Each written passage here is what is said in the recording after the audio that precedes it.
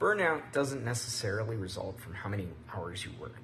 It's more related to the connection between the effort you've put into it and the impact that you perceive. We can put in hours and hours of work into something that we love and enjoy and not get burned out. In fact, it might energize us. That's why it's vital to focus and reflect on the wins. We're actually wired to watch out for danger, and we forget to reflect on the victories from the past, even the recent past.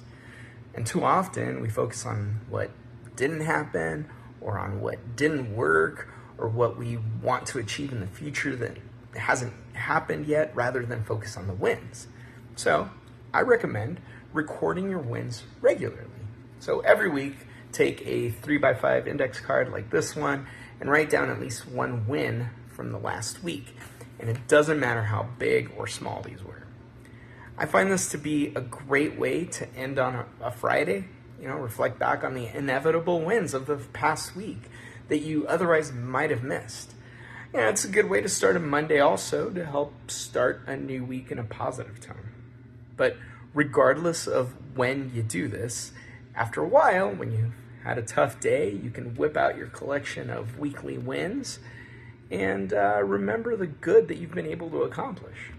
You'll have a set of reminders of why you got into this noble profession in the first place.